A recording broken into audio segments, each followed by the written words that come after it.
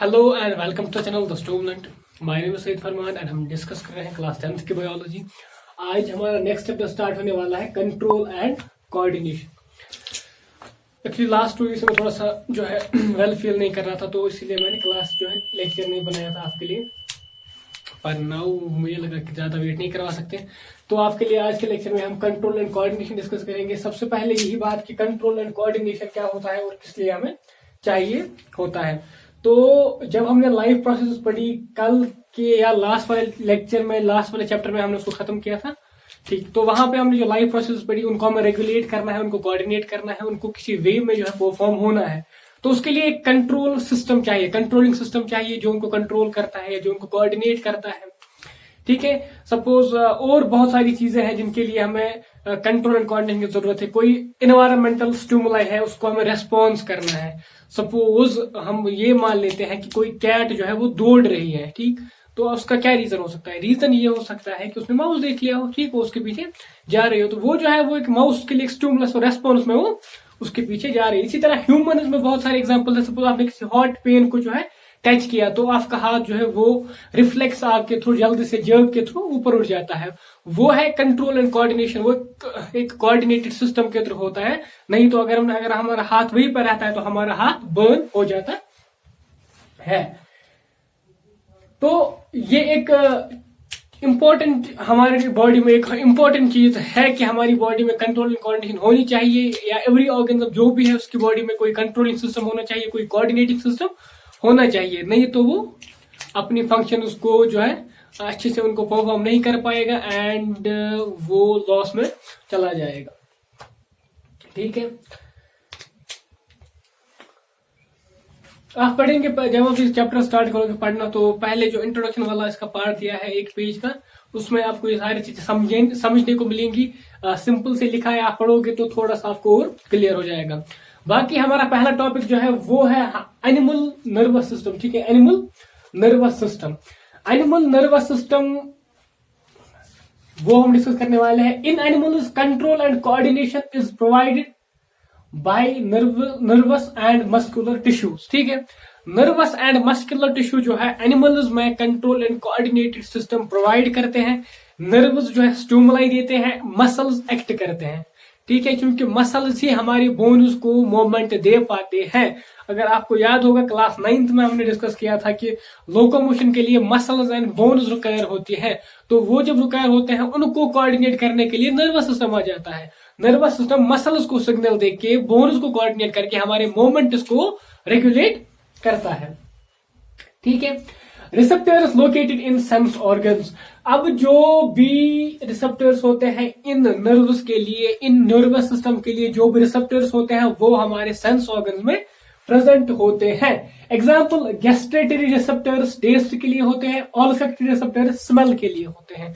हमारे जो है नाक में होते हैं, हमारे टंग में होते हैं, हमारे स्किन में होते हैं, आईज में होते हैं, एयर, इनर एयर में होते हैं। तो ये रिसेप्टर्स होते हैं, ये सपोज गैस्ट्रेटरी रिसेप्टर जो है वो टेस्ट को देख पाते हैं, वो टेस्ट को ये हमें बोल पाते हैं कि हाँ इस चीज का टेस्ट कैसा है, ठीक है। तो वो रिसेप्टर्स हमारी टंग पे होते हैं ताकि हम अपने फूड का टेस्ट देख सके। इसी तरह जो ऑल्फैक्टरी रिसेप्टर्स है ये स्मेल के लिए है, ये हमारी नोज में होता है और ये हमें स्मेल डिटेक्ट करने में हेल्प करते हैं। इसी तरह हमारे स्किन में भी रिसेप्टर्स होते हैं, जब हम टच करते हैं तो वो स्टिमुलाई उनको मिल जाती है और वो रेस्पॉन्स के लिए उस सिग्नल को ट्रांसमिट करते हैं हमारे सेंट्रल नर्वस सिस्टम को, ठीक है। सिंपल सी टर्म्स है, आपको सिर्फ याद रखना है और यहाँ पे समझने की कोशिश करनी है अभी हम क्या पढ़ रहे हैं। Information accrued at dendrite tips, it sets off chemical reaction that creates electrical impulse. जो ये इंफॉर्मेशन होती है जो रिसीव की जाती है, ये डेंड्राइट टिप्स रिसीव करते हैं। क्लास 9th में हमने न्यूरॉन को पढ़ा था, स्टिल आज हम फिर से पढ़ने वाले हैं। मैं आपको फिर से न्यूरॉन के सारी जो उसके पार्ट्स है वो बताऊंगा और कैसे वर्क करता है सारा डिस्कस करेंगे। तो ये जो ऊपर वाला स्ट्रक्चर है, इससे ऊपर ये न्यूरॉन का स्ट्रक्चर है, ठीक है। एक टिपिकल न्यूरॉन है। न्यूरॉन जो है फंडामेंटल एंड स्ट्रक्चरल पार्ट होता है हमारे नर्वस सिस्टम का। हमारा नर्वस सिस्टम इन्हीं न्यूरॉन्स के ज्वाइनिंग से बन जाता है। यही न्यूरॉन आपस में कलेक्ट होके एक पर्टिकुलर सिस्टम बनाते हैं जिसे हम नर्वस सिस्टम कहते हैं। न्यूरॉन में क्या होता है? न्यूरॉन में इस तरीके का कुछ स्ट्रक्चर होता है और ऐसे फिर चला जाता है। यहाँ पे ये जो पार्ट होता है इसको हम सेल बॉडी के नाम से जानते हैं, ठीक। और ये जो बीच में है ब्लू कलर का, ये न्यूक्लियस है। और यहाँ पे जो ब्लैक डॉट्स है, इन डॉट्स को हम निजल्स ग्रैन्यूल्स बोलते हैं। इसका स्ट्रक्चर आपको ड्रॉ करना भी आना चाहिए और इसके पार्ट्स भी आपको याद होने चाहिए, एग्जाम में ये क्वेश्चन आ सकता है। ये जो ब्रांचिंग्स है यहाँ पे, इनको हम डेंड्राइट्स कहते हैं, डेंड्राइट्स, ठीक। और जो ये लंबा वाला डेंड्राइट होता है, यूजुअली एक होता है, मल्टीपोलर भी होती है न्यूरॉन्स, तो उनमें एक से ज्यादा एक्सॉन्स भी हो सकते हैं। ये एक्सॉन एक्चुअली एक डेंड्राइट जो है ज्यादा लंबा हो जाता है, उसको हम एक्सॉन बोलते हैं, ठीक है। एक्सॉन इसको हम बोलते हैं, इस पे या तो शॉन सेल्स इस पे होते हैं, ठीक है। ये Schwann cells myelin sheath create कर सकते हैं या नहीं कर सकते। जरूरी नहीं है कि Schwann cells every time myelin sheath create करे। शॉन सेल्स प्रेजेंट हो सकती है लेकिन माइलिन शीथ नहीं हो सकता, ठीक। तो कुछ न्यूरॉन्स में क्या होता है, शॉन सेल्स प्रेजेंट होती है, वो माइलिन शीथ क्रिएट करते हैं, उनको सराउंड करती है एक माइलिन शीथ से, इनको इंसुलेशन प्रोवाइड करती है, ठीक है, शॉन सेल्स। ये जो है यहाँ पे, जहां पे शॉन सेल्स एब्सेंट होते हैं या gap between two Schwann cells जो होती है, उसको हम नोड ऑफ रेनवेयर कहते हैं। और जो ये एक्सॉन है, इसके टर्मिनल्स जो है इनको हम बोलते हैं एक्सॉन टर्मिनल्स, ठीक है। एंड जो लास्ट पे इनके कुछ इस तरीके के स्ट्रक्चर पाए जाते हैं, इनको हम स्नेप्टिक नोब बोलते हैं, ठीक है, बबल लाइक स्ट्रक्चर्स होते हैं। तो ये जो है ये सेल, ये न्यूरॉन है, इसको आपको याद रखना है और एवरी पार्ट आपको पता होना चाहिए। और एक बात यहाँ पे आप देख सकते होंगे कि ये जो डेंड्राइट्स है, इनमें भी निजल्स ग्रैन्यूल्स प्रेजेंट होते हैं, ठीक है। ये न्यूरॉन का स्ट्रक्चर है। आ जाते हैं अपने टेक्स्ट पे, क्या लिखा है। इंफॉर्मेशन जो है वो कौन रिसीव करता है, वो ये डेंड्राइट्स रिसीव करते हैं। ये जो सेल बॉडी पे डेंड्राइट्स होते हैं, ये इंफॉर्मेशन को रिसीव करते हैं। उसके बाद ये एक केमिकल रिएक्शन क्रिएट करते हैं, ठीक है। वो केमिकल रिएक्शन ट्रांसमिट की जाती है सेल बॉडी को। डेंड्राइट से वो केमिकल रिएक्शन सेल बॉडी में चली जाती है और वहां पे क्या होता है, इलेक्ट्रिक इंपल्स क्रिएट होती है। वो इलेक्ट्रिक इंपल्स जो है एक्सॉन के थ्रू मूव करती है, टर्मिनल तक पहुंच जाती है, उसके बाद नेक्स्ट न्यूरॉन तक जाती है। कैसे जाती है हम डिस्कस करेंगे। At the end, chemicals are released. These cross the gap or synapses and start similar impulse in the next neuron. ये आपको याद रखना है, स्नैप्स, ठीक। स्नैप्स जो है गैप होता है दो एक्सॉन्स के बीच में। हम बताएंगे क्या होता है। पहले आपको याद रखना है कि इंफॉर्मेशन जो है डेंड्राइट्स रिसीव करते हैं। जब डेंड्राइट्स ने इंफॉर्मेशन को रिसीव किया तो वो केमिकल रिएक्शन क्रिएट करते हैं जो यहाँ पे इलेक्ट्रिक इंपल्स बनाते। वो इलेक्ट्रिक इंपल्स जो है यहाँ पे साल्टेशन के थ्रू या साल्टेटरी कंडक्शन के थ्रू यहां से मूव करता है। वो क्या होता है हायर क्लास में पढ़ेंगे, आपके लिए अभी वो ज्यादा इंपॉर्टेंट नहीं है, अभी इतना इंपॉर्टेंट जो मैं बोल रहा हूं।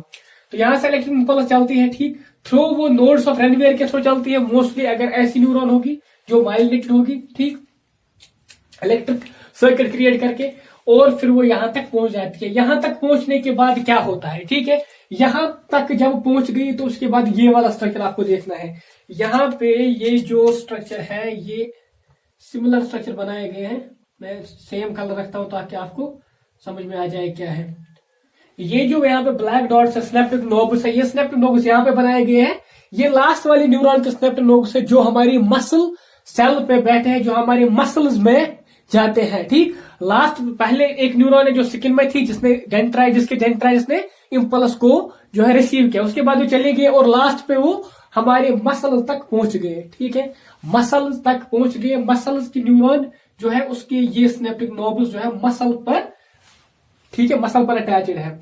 ये जो यहाँ पे ज्वाइंट होता है मसल और लास्ट वाले न्यूरॉन के स्नेप्टिक नोब के बीच में, इसको हम बोलते हैं इंटरमस्कुलर जंक्शन, ठीक है, इंटरमस्कुलर जंक्शन। यहाँ पे सिमिलरली एक्सॉन है, यही एक्सॉन है। उसके बाद यहाँ पे इसके ये स्नेप्टिक नोब्स है, यहाँ पे इंटरमस्कुलर जंक्शन बनाते हैं और ये मसल सेल है और यहाँ पे ये मसल की कैपिलरी है, ठीक है। अब हमने इस पार्ट को थोड़ा सा बड़ा करके यहाँ पे दिखाया है क्या होता है इसके अंदर, ठीक है। ये सिंपल से यही एक्सॉन है, स्नेप्टिक वेसिकल्स, यहाँ पे ही स्नेप्टिक नोब एक्सेट्रा सारा है। तो क्या होता है कि जब एक्सॉन के टर्मिनल तक वो इंपल्स पहुंच जाती है तो वो यहाँ पे कुछ चीजें इंड्यूस करती है। यहाँ पे होते हैं स्नेप्टिक वेसिकल्स, ठीक है। स्नेप्टिक वेसिकल्स में होते हैं केमिकल्स जिनको हम बोलते हैं न्यूरो ट्रांसमिटर्स। एसिटाइल कोलिन याद रख सकते हैं, होता है, एक एग्जाम्पल है। न्यूरोट्रांसमीटर्स जो है ये जब ये इंपल्स यहाँ पे पहुंच जाता है, ये जो सिनेप्टिक वेसिकल्स है ये फ्यूज होते हैं इस सिनेप्टिक नोब के आउटर मेम्ब्रेन के साथ। जब ये फ्यूज होते हैं तो ये ब्रेक हो जाते हैं और यहां से न्यूरोट्रांसमीटर्स बाहर निकल जाते हैं। ठीक है, ये प्रोसेस आपको याद रखनी है कैसे होता है। ये न्यूरोट्रांसमीटर्स जब लीक हो जाते हैं, जब ये वेसिकल्स ब्रेक हो जाते हैं तो ये न्यूरोट्रांसमीटर्स स्पेस में चले जाते हैं। इस स्पेस को हम बोलते हैं सिनेप्टिक क्लेफ्ट। क्या बोलते हैं? Synaptic cleft.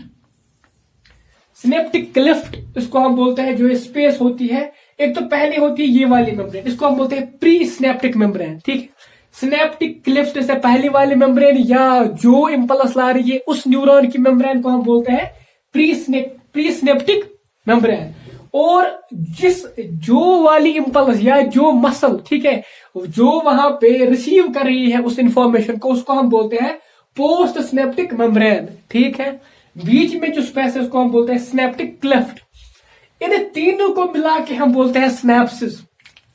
यहां पे जो सिनेप्सिस का जिक्र है, कैप और सिनेप्सिस, सिनेप्सिस में क्या क्या आता है? एक तो जो न्यूरॉन ला रही है इंफॉर्मेशन उसकी मेम्ब्रेन, लास्ट वाली सिनेप्टिक नोब की मेम्ब्रेन, ठीक, एंड जो रिसीव कर रहा है पार्ट उसकी मेम्ब्रेन, और बीच में जो स्पेस है उसको हम बोलते हैं सिनेप्सिस। ठीक, उन तीनों को मिला के ये जो न्यूरोट्रांसमीटर्स यहाँ पे रिलीज हो गए हैं, ये यहाँ पे डिटेक्ट किए जाते हैं बाय दीज रिसेप्टर्स। ठीक है, ये स्ट्रक्चर बनाया गया रिसेप्टर्स है, ये रिसेप्टर्स इनको रिसीव करते हैं और इन्फॉर्मेशन को अकॉर्डिंगली ये, अगर ये सपोज न्यूरॉन में है, अगर ये स्पाइनल कॉर्ड में है तो ये इन्फॉर्मेशन को रिसीव करके जो है रेस्पॉन्स देते हैं। अगर ये मसल में है तो डिफरेंट वे में ये एक्ट करेगा, ये मोमेंट देगा। तो ये डिपेंड करता है ये कहां पे। अगर हम मस्कुलर जंक्शन देखेंगे, इंटरमस्कुलर जंक्शन, ये मसल्स मानते हैं तो मसल्स के लिए सपोज ये यहाँ पे रेस्पॉन्स का होगा, वो बॉडी को मोमेंट दे सकते हैं।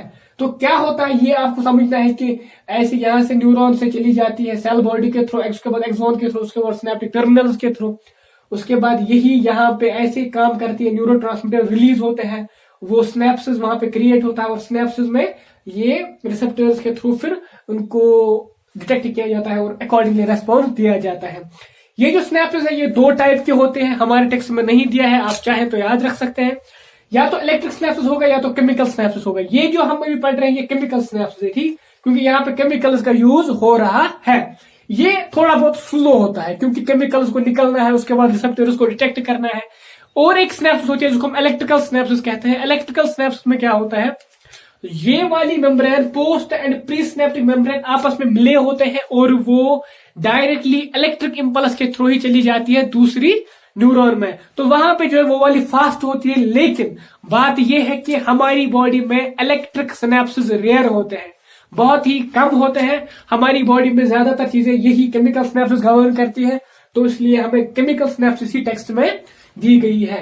इलेक्ट्रिक सिनेप्सिस फास्ट होती है और बहुत ही इजी वे में चली जाती है, लेकिन वहां पे कोई केमिकल्स का यूज नहीं होता है, यहाँ पे केमिकल्स का यूज होता है और ये थोड़ा सा स्लो भी होता है। लेकिन क्या कर सकते हैं, यही है तो यही हमें पढ़ना है। तो ये जो है ये सिंपल सा मैकेनिज्म है कैसे जो है डेंड्राइटिस रिसीव करती है इंफॉर्मेशन को, फिर उसको ट्रांसमिट करती है डिफरेंट न्यूरॉन्स को। तो ये जो है आप अगर चाहें तो इसको आप अभी स्क्रीनशॉट ले सकते हैं या वीडियो को पॉज करके ये नोट भी कर सकते हैं। ठीक है, अब नेक्स्ट वाला जो टॉपिक हमें पढ़ना है वो है रिफ्लेक्स एक्शन। ठीक है, reflex action, reflex arc discuss करेंगे उसमें। रिफ्लेक्स एक्शन क्या होता है, रिफ्लेक्स आर्क क्या होता है।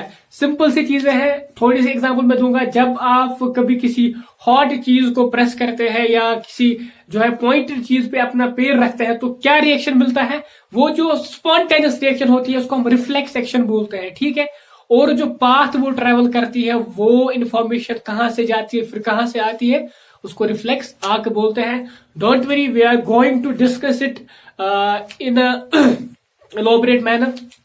एवरी चीज को हम डिस्कस करेंगे। ठीक है, कहां से जाती है, कौन सी न्यूरॉन यूज होती है, किस किस न्यूरॉन का क्या रोल है, स्पाइनल कॉर्ड का क्या है, ब्रेन का क्या है, एक्सेट्रा। अब थोड़ा सा इसके बारे में ये डिस्कस करेंगे कि बहुत सारी चीजें ऐसी है कि हमारी बॉडी में अगर हम सीधे जो है इंफॉर्मेशन ब्रेन को देंगे तो उसमें टाइम लगता है। हमारी ब्रेन की उतनी कैपेसिटी नहीं होती है कि वो इतना फास्ट थिंक करे कि हमें प्रोटेक्ट करे। सपोज अगर हमने किसी हॉट प्लेट पे अपना हाथ रख दिया, ठीक है, तो क्या होता है कि अगर ये इंफॉर्मेशन हमारी न्यूरॉन्स के थ्रू ब्रेन में चली जाएगी और उसके बाद वापस रेस्पॉन्स आएगा, तो वो इतना टाइम लेता है कि हमारा हाथ बर्न हो जाएगा तब तक, क्योंकि माइंड जो हमारा ब्रेन होता है उसकी जो है प्रोसेसिंग कैपेसिटी थोड़ी बहुत स्लो होती है, कि इतनी फास्ट नहीं होती कि वो हमें प्रोटेक्ट करे बर्न होने से। इसीलिए क्या है कि हमारी एक इफेक्टिव सिस्टम क्रिएट हुआ है, हमारे अंदर एक इफेक्टिव सिस्टम डेवलप हुआ है एवोल्यूशन के थ्रू, जो कि यहाँ पे क्या होता है, जब हम किसी हॉट प्लेट को टच करते हैं तो वहां से जो सिग्नल जाती है वो सीधे स्पाइनल कॉर्ड को जाती है। स्पाइनल कॉर्ड से डायरेक्ट रेस्पॉन्स आता है और हम हाथ जल्दी वापस उठाते हैं। तो ये फास्ट मैकेनिज्म है ये क्रिएट हुआ है और अभी भी डेवलप हो रहा है। जब कम्प्लेक्स स्ट्रक्चर ऑफ न्यूरॉन्स जो है डेवलप हुआ ऑर्गेनिज्म में, स्टिल ये चल रहा है क्योंकि ये एफिशिएंट है और फास्ट है। जो इन्फॉर्मेशन नॉर्मली हम थिंक करते हैं वो तो ब्रेन में चली जाती है क्योंकि उसके लिए टाइम होता है। तो जो कोई इन्फॉर्मेशन है जिसे हमें जल्दी प्रोसेस करना है, बहुत ही जल्दी, बहुत ही कम टाइम है जिसके लिए, वो जो है सपोज यही कि हमने किसी पॉइंटेड चीज को प्रेस किया, तो इसके लिए जो इन्फॉर्मेशन है बहुत ही जल्दी वे में हमें चाहिए, इसलिए जल्दी से स्पाइनल कॉर्ड के थ्रू ये प्रोसेस होकर हमें रेस्पॉन्स मिल जाता है। कल डिस्कस करेंगे इसके बारे में नेक्स्ट लेक्चर में। आज के लेक्चर में मुझे लगता है इतना जो है अनफ है। अगर आप इतना समझते हैं, इतना अपने टेक्स्ट से पढ़ लेते हैं, तो this is more than enough. Don't worry about the next, वो हम आराम से डिस्कस करेंगे। बाकी वही है कि मे बी आपको आज मैं थोड़ा सा लेस एनर्जेटिक था क्योंकि मैं थोड़ा अनवेल फील कर रहा था। बाकी वही आपको वीडियो को शेयर करना है अपने फ्रेंड्स के साथ, लाइक करना है एंड चैनल को सब्सक्राइब करके जाना है। बाकी thanks for watching, thanks a lot.